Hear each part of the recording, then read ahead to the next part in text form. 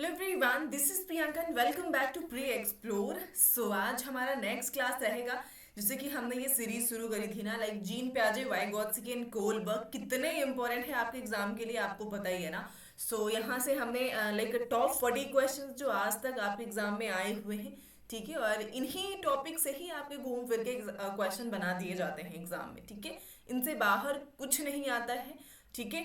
सो यहाँ से आपके 5 मार्क्स आप कंफर्म कर सकते हैं, ठीक है। तो इस सेशन को लेना बहुत ज़रूरी है, ठीक है। इन तीनों की थ्योरी से लगभग पेपर 1 या पेपर 2, ठीक है, दोनों में ही बहुत ज़्यादा इंपॉर्टेंट है। और लगभग 5 से 6 मार्क्स आपके इन तीनों ही टॉपिक से आ जाते हैं ना। तो भाई ऑलरेडी हमने 10 क्वेश्चंस जो है डिस्कस किया था लास्ट क्लास में, ठीक है। और आज नेक्स्ट 10 क्वेश्चन हम डिस्कस करने वाले हैं ना।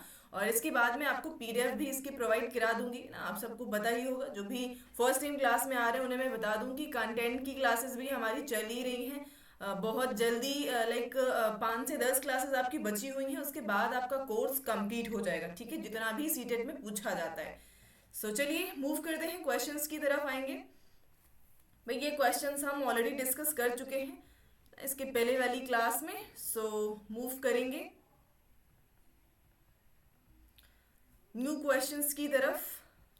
तो पहला क्वेश्चन क्या हो जाता है हमारा कि जीन प्याजे के संज्ञानात्मक विकास के सिद्धांत में संयोजन और समावेशन किसकी पूरक प्रक्रियाएं होती हैं। भाई संयोजन की बात कर रहे हैं और समावेशन, यानी कि जीन प्याजे की थ्योरी आपने जब पढ़ी होगी तो उसमें ये टर्म्स मैंने आपको बताए थे कि भाई संयोजन क्या होता है, यानी कि एकोमोडेशन क्या होता है, और एसिमिलेशन क्या होता है ना। तो एक बार फिर से रिकॉल करा देते हैं। भाई जीन प्याजे की थ्योरी जिन्होंने कुछ टर्म्स दिए थे, जैसे कि स्कीमा कहते हैं, ठीक है। अगर हम स्कीमा की बात करते हैं तो स्कीमा क्या होता है, ये आपका एक तरीके से दिमाग समझ लीजिए, और दिमाग के अंदर जो भी कॉन्सेप्ट, जो भी चीज़ें आपने बैठा के रखी हैं, वो सारी चीज़ें आपके स्कीमा में शामिल हो जाते हैं ना। और ऐसा भी होता है कि जब बच्चा है छोटा सा तो उसके सामने बहुत सारी ऐसी चीज़ें हैं जो वेरी फर्स्ट टाइम पहली बार वो देखता है ना, और उस चीज़ को वो क्या करता है, एसिमिलेट कर लेता है, अपने आप में समावेश कर लेता है, शामिल कर लेता है ना। लेकिन फिर उसी से मिलती जुलती कोई कंडीशन वो देखेगा मान लीजिए, और फिर उसके दिमाग में कुछ क्वेश्चंस आएंगे, या फिर उसने पहली बार देखा दूसरी चीज को लेकिन वो पहली सिचुएशन से मिलती जुलती थी, तो वहां पे वो थोड़ा सा क्या करेगा, उस स्कीमा में बदलाव लाएगा। जब हम उसे इंट्रोड्यूस कराएंगे कि भाई नहीं ये ऐसा नहीं है, ये दूसरी चीज है और ये दूसरी चीज है ना, तो वहां पे वो क्या करेगा, थोड़ा सा चेंज लाएगा अपने स्कीमा में, और उस कंडीशन को कहते हैं हम संयोजन या फिर एकोमोडेशन कह सकते हैं आप, ठीक है, समझ गए। तो सारी दोनों ही टर्म्स आपके स्कीमा से कनेक्टेड है, और ये चीज करके आप क्या करते हो, अपने आप को अनुकूलित कर रहे होते हैं। लाइक एक प्रॉपर एक कहते हैं ना, जहाँ पे लाइक आपका जो नीड थी वो फुलफिल हो गई, तो आप चीजों को अडेप्ट करके शांत से फिर बैठ जाते हो ना, इस तरीके से कह सकते हैं। तो ऑप्शन यहाँ पे आपका जो बेहतर होगा वो फर्स्ट हो जाएगा, ठीक है। भाई संयोजन और समावेशन की बात होगी तो भाई इनके बीच की जो कंडीशन होती है उसे हम अनुकूलन कहते हैं ना। अनुकूलित रहने के लिए ना आप क्या करते हो, ये चीजें करते हैं आप, ठीक है। तो ऑप्शन फर्स्ट बेहतर होगा। अब जोन ऑफ प्रॉक्सिमल डेवलपमेंट की बात कौन करता है, ये आप कमेंट में मुझे बताइए, ठीक है। अभी तो बहुत सारे क्वेश्चन हैं जो कि इनकी थ्योरी से मिलने वाले हैं। और संरचनात्मक चित्रण तो इस ऐसा लाइक इनकी थ्योरी, इन तीनों में से किसी की थ्योरी से कोई रिलेशन नहीं है ना, इसकी भी बात भी कोई नहीं करता है। सो सेकंड क्वेश्चन पे आइएगा। भाई सेकंड क्वेश्चन क्या कहते हैं हमारा, मीना अब शब्दों का प्रयोग करने लगी है। कोई बच्ची है जिसका नाम है मीना, अब वो क्या कर रही है, शब्दों का इस्तेमाल कर रही है, तथा यह समझने लगी है कि शब्द जो है वस्तुओं के ही प्रतीक होते हैं, ठीक है। और अब तर्क भी करने लग गई है, थोड़ा बहुत वो क्या करने लगी है भाई, तर्क भी करने लग गई है, परंतु प्रत्ययों का संरक्षण, कंजर्वेशन और सीरिएशन नहीं कर पाती है, ठीक है। अगर आपने थ्योरी पढ़ी होगी तो आप तुरंत समझ जाएंगे कि बच्ची तर्क तो कर पा रही है, लेकिन वो संरक्षण और क्रमबद्धता जो है ना उसके अंदर वो नहीं आ पाई है। तो मीना जो है जीन प्याजे के संज्ञानात्मक विकास की किस अवस्था पर है। तो भाई अवस्थाएं जीन प्याजे की 4 स्टेजेस 4 होते हैं। एक होती है हमारी पहली संवेदी गामक अवस्था जिसे कह सकते हैं, या संवेदी भी कह सकते हैं, ठीक है। सेकेंड होती है पूर्व संक्रियात्मक अवस्था, तीसरी होती है मूर्त संक्रियात्मक, और चौथी होती है अमूर्त संक्रियात्मक। तो भाई बच्चा जब देखिए, तार्किकता उसमें कंप्लीटली अगर हम देखते हैं ना, तो बच्चा तर्क करने लग जाता है तीसरी स्टेज में, जैसे कि मूर्त संक्रियात्मक में। लेकिन आगे इन्होंने क्या लगा दिया कि संरक्षण और क्रमबद्धता बच्चे में नहीं आ पाई है। लाइक चीजों का संरक्षण मीन्स टू से ऐसा समझ सकते हैं कि मान लीजिए आटा था ना, आटा देखा बच्चे ने और उसकी हमने चपातियां बना दी, तो बच्चा यहाँ पे ये डिफरेंशिएट नहीं कर पाएगा कि भाई ये रोटी कहाँ से आ गई, या आटे की रोटी कैसे बन गई, दूध था चावल था उसका खीर कैसे बना दिया गया ना, तो वो चीज़ वो नहीं कर पा रहा है। और साथ में क्रमबद्धता, सीरिएशन नहीं कर पा रहा है ना, लाइक छोटी से बड़ी या बड़ी से छोटी, ये चीज़ें भी नहीं कर पा रहा है। तो इसका मतलब है बच्चा तर्क करने में थोड़ा बहुत सक्षम है, लेकिन ये चीज़ें नहीं आई हैं। इसका मतलब बच्चा सेकेंड स्टेज में ही है अभी ना। जैसे ही उसमें संरक्षण और क्रमबद्धता आ जाती है, वो थर्ड स्टेज में एंटर कर जाएगी। ठीक है, ये चीज़ समझ गए होंगे आप। आते हैं नेक्स्ट पे। भाई नेक्स्ट क्वेश्चन क्या कहता है हमारा कि बच्चों के सीखने के संदर्भ में जीन प्याजे जो है ना, डैश को और ले वाइगोत्स्की डैश को महत्व देते हैं। तो भाई जब भी हम लर्निंग की बात करते हैं, सीखने की बात करते हैं ना, तो जीन प्याजे सबसे ज्यादा किस चीज पे फोकस्ड होते हैं और ले वाइगोत्स्की किस चीज पे फोकस्ड होते हैं ना। तो यहाँ पे अगर हम ऑप्शन को देखते हैं, भाई पुनर्बलन रिइंफोर्समेंट हो ना, इसके बारे में तो लाइक पुनर्बलन के बारे में तो ये जो आपके रचनावादी हैं जैसे जीन प्याजे हो गए, वाइगोत्स्की की बात ही नहीं करते ना। स्कीमा कह सकते हैं बट इसके बारे में बात नहीं करते हैं। अभ्यास और वेधन, लाइक कभी भी इस चीज पे फोकस इन्होंने किया ही नहीं ना। और स्टिमुलस रिस्पॉन्स के बारे में बिहेवियरिस्ट बात करते हैं जो व्यवहारवादी है ना। ये रचनावादी जो जितने भी साइकोलॉजिस्ट हैं, ये इसके बारे में कोई बातचीत नहीं करते। ऑप्शन हमारा फर्स्ट बचता है। ठीक है भाई, तो यानी कि जीन प्याजे का मानना था कि बच्चा जैसे जैसे मैच्योर होता जाता है, जैसे जैसे उसकी एज बढ़ती जाती है, जैसे कि इन्होंने अपना 3 स्टेजेस में डिवाइड किया है ना, और उस स्टेजेस में क्या होता है, बच्चे की एज बढ़ती है, उम्र बढ़ती है, और उस उम्र बढ़ने के साथ साथ उसमें कुछ प्रॉपर्टीज हैं जो झलकती हैं, और उसके बेसिस में हम जान पाते हैं कि बच्चा अभी इस स्टेज में आ चुका है। ठीक है, तो इन्होंने मेच्योरिटी को ज़्यादा महत्व दिया है। और वाइगोत्स्की जी तो भाई इनका थ्योरी ही है सोशियो कल्चरल डेवलपमेंट थ्योरी। ठीक है, सांस्कृतिक उपकरण, जैसे कि इन्होंने SCL को इम्पोर्टेंस दे रखा है ना, सोशल को, कल्चर को और लैंग्वेज को। तो ऑप्शन फर्स्ट बेहतर हो गया आपका। भाई जो भी क्लास में फर्स्ट टाइम आ रहे हैं ना, चैनल को सब्सक्राइब जरूर कर लीजिएगा, चीज़ें आपके लिए फॉर श्योर हेल्पफुल रहेंगी। ठीक है, और नेक्स्ट क्वेश्चन क्या कहते हैं कि ले वाइगोत्स्की के अनुसार निम्नलिखित में से कौन सी शिक्षा शास्त्रीय प्रणाली संज्ञानात्मक विकास को लेने के लिए बढ़ावा लेने के लिए नहीं है। यानी कि ले वाइगोत्स्की की बात कर दी गई है पहली बात तो, है ना। और शिक्षा शास्त्री यानी कि पेडागोजिकल जो व्यू है उसको बढ़ाने के लिए कौन सा यहाँ पे ऑप्शन होगा जो सही नहीं है, निगेटिव आंसर आपसे पूछा गया है ना। तो पहला दिया गया है आपको ऑप्शन निर्देशित आदान प्रदान, यानी कि गाइडेड एक्सचेंजेस कह सकते हैं, व्यापक चर्चाएं ना, कंप्रिहेंसिव डिस्कशन होना चाहिए जहां पे बोधगम्यता हो, बच्चे चीजों को अंडरस्टैंड कर पा रहे हैं। ठीक है, संयोगात्मक अधिगम बिल्कुल सही है भाई।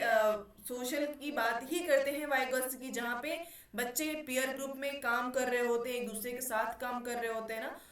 हर एक चीज उनके अंदर डेवलप हो रही होती है, सोशलाइजेशन उनका हो रहा होता है ना, वो हेल्पिंग नेचर बन रहे होते हैं ना, बहुत सारी चीजें हैं, प्रॉब्लम सॉल्विंग उनके अंदर आ रही होती है ना। तो कई सारी प्रॉपर्टीज हैं जो देखने को मिलती है ना। लास्ट क्या कहते हैं कि दोहराव और स्मरण करना, ठीक है, रिकॉल करना या फिर रेटाफिकेशन करना, इनको को तो कभी भी लाइक इन्होंने प्रमोट किया नहीं है। तो गलत पूछा गया था भाई, नहीं नहीं वाले क्वेश्चन आपके बहुत आते हैं और ये आपके मार्क्स भी डिक्रीज करते हैं यही क्वेश्चन ना। तो इन्हें ध्यान से पढ़ेंगे और ऑप्शन आपका डी हो जाएगा। ठीक है, बाकी 3 आपके पॉजिटिव हैं। भाई यहाँ पे ये क्वेश्चन भी बहुत ज़्यादा इंपॉर्टेंट है। आपने थ्योरी पढ़ी होगी, क्या कहते हैं इनको, कोलबर्ग की। ठीक है, कोलबर्ग की थ्योरी तो आपने पढ़ी होगी और इनको क्रिटिसाइज भी किया गया है ना। जैसे कि लास्ट वीडियो में हमने पढ़ा था, क्रिटिसाइज से रिलेटेड क्वेश्चन था जीन प्याजे से। ठीक है, तो कोलबर्ग को भी क्रिटिसाइज किया गया था। और वो कौन होती है जिन्होंने क्रिटिसाइज किया था, तो वो कैरोल गिलिगन थी।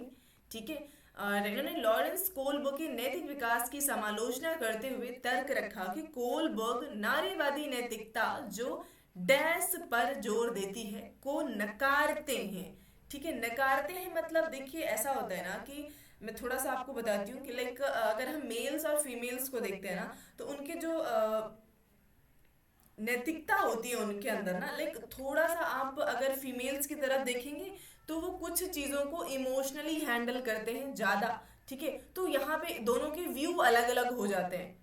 एक ही चीज़ को लेकर के दोनों के व्यू अलग अलग हो जाते हैं। और इस चीज़ को लेते हुए जैसे कि अगर हम नारी की बात करते हैं, फीमेल्स की बात करते हैं ना, ठीक है, तो इनकी जो मोरालिटी है वो किस चीज़ पे आधारित है? देखभाल की नैतिकता पे आधारित है। ठीक है, एन एथिक ऑफ केयर, वो इस चीज़ को लेकर के, मतलब आपने देखा होगा एक फैमिली में एक वुमेन है और उसके मोस्टली डिसीजन इस चीज़ पे डिपेंड करते हैं कि भाई उसकी फैमिली घर खराब ना हो, बिगड़े ना। और इस चीज़ को लेते हुए वो कहीं ना कहीं चीज़ों को अलग तरीके से संभालती है ना, तो वो इमोशन आ जाता है कहीं ना कहीं। ठीक है, तो इस चीज़ को देखते हुए इन्होंने इस चीज़ को लाइक जो कैरोल गिलिगन होती है, लॉरेंस कोलबर्ग की जो नैतिकता विकास, लाइक नैतिक विकास का सिद्धांत है, उसको क्रिटिसाइज किया हुआ है। ठीक है, तो कि इन्होंने कहीं ना कहीं वुमेन्स के व्यू को नकार दिया है, उस चीज़ को शामिल नहीं किया है। ठीक है, तो ऑप्शन यहाँ पे आपका ए बेहतर हो जाएगा, यानी कि जो फीमेल्स होती हैं उनकी नैतिकता कहीं ना कहीं एन एथिक ऑफ केयर पे डिपेंड होती है। ठीक है, इस चीज़ को इन्होंने क्या कर दिया है? कोलबर्ग ने नकार दिया है। और नेक्स्ट क्वेश्चन क्या है हमारा कि प्याजे के सिद्धांत में वह प्रक्रिया जिसमें एक बच्चा नए अनुभवों का बोध करने के लिए अपने स्कीमा को रूपांतरित और संशोधित करता है, तो उसे हम क्या कहते हैं ना? भाई बहुत ही अच्छा क्वेश्चन है ना। अभी स्कीमा से रिलेटेड हमने ऊपर भी क्वेश्चन किया था और फिर से आ गया ना। तो देखिए एक बच्चा है, आपको एक सिचुएशन बताती हूँ मैं। एक सिचुएशन में एक छोटा सा बच्चा होता है भाई, है ना। और होता क्या है कि उसने पहली बारी एक कैट देखी। उसने पहली बारी क्या देखा भाई? एक बिल्ली देखी। और उसको हमने बताया कि भैया ये क्या है? बिल्ली है। ठीक है, तो अभी उसके स्कीमा में, उसके दिमाग में बिल्ली का जो इमेज है वो क्या हो गया है? यहाँ पे बन चुका है। फिर दूसरे ही दिन उसने क्या देख लिया? एक डॉगी देख लिया।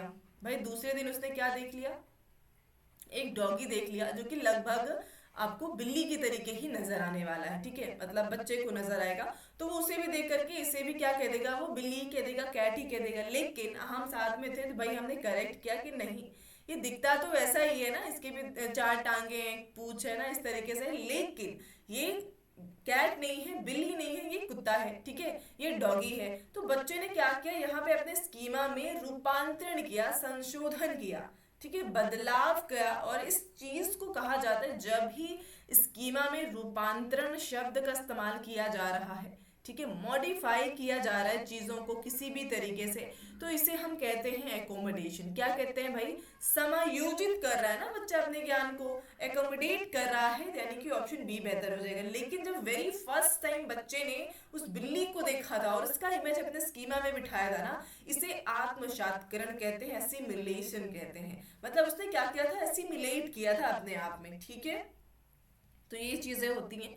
और ऑप्शन यहाँ पे आपका, खैर इस क्वेश्चन के अकॉर्डिंग सेकंड बेहतर हो जाएगा।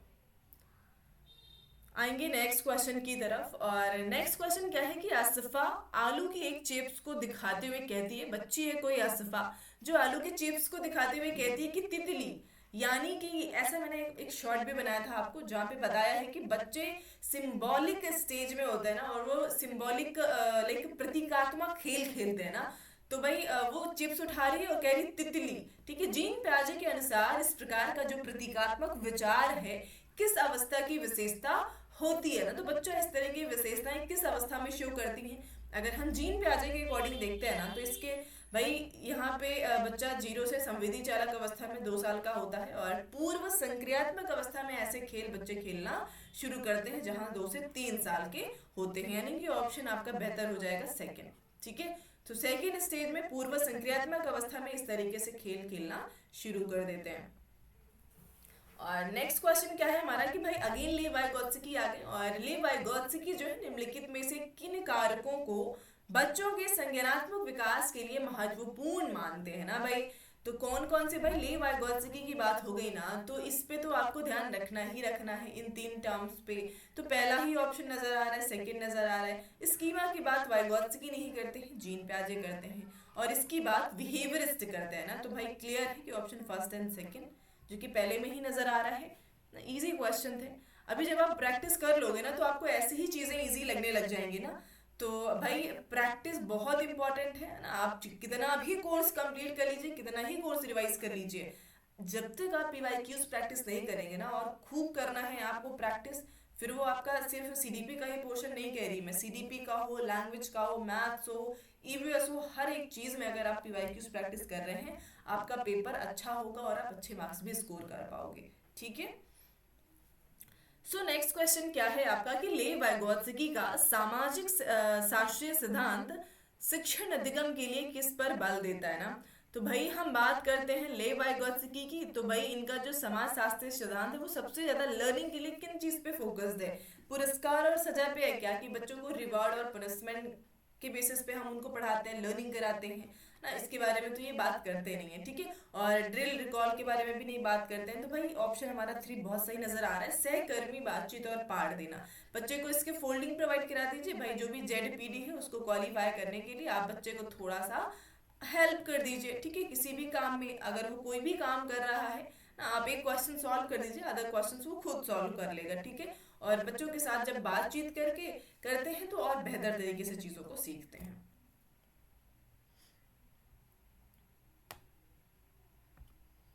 नेक्स्ट क्वेश्चन क्या है भाई हमारा, और नेक्स्ट के साथ साथ ये लास्ट क्वेश्चन भी रहेगा आज की क्लास का, और ये हो सकता है कि मैं आपको होमवर्क में दे जाऊं। ठीक है। और आंसर आप सभी को करना है। सो क्वेश्चन क्या है, तब लाइक डैश तब होता है जब बच्चे अपने अनुभवों को अपनी मौजूदा योजनाओं में फिट करने के लिए बदलते हैं। बताइएगा भाई ना। अभी अभी ये कॉन्सेप्ट मैंने समझाया है कि एसिमिलेशन क्या होता है, अकोमोडेशन क्या होता है ना। ऑप्शन आपके कम करे दे रहे हैं ना और इजी कर देते हैं। जब स्कीमा की बात हो रही है तो जीन प्याजे हैं, ऑब्वियस सी बात है ना। तो इन दोनों की कोई जरूरत नहीं है, सेंट्रेशन कंजर्वेशन की ऑप्शन आपके पास 2 हैं, इनमें से आपको आंसर करना है। ठीक है। तो सभी कमेंट सेक्शन में आंसर बताइए कि इसका सही आंसर क्या होने वाला है ना। नेक्स्ट क्लास में हम इसके आंसर को डिस्कस कर लेंगे। अभी और भी क्वेश्चंस बचे हुए हैं आपके, जिन्हें हमें नेक्स्ट क्लास में डिस्कस करना है। ठीक है। अभी सारे क्वेश्चन एक साथ डिस्कस नहीं कर सकते हैं बिकॉज वीडियो आपकी काफ़ी लंबी हो जाएगी। ठीक है। तो भाई आज के लिए इतना ही रखते हैं, मिलते हैं नेक्स्ट क्लास में। ठीक है। आज के लिए इतना ही रखेंगे। Thank you so much class.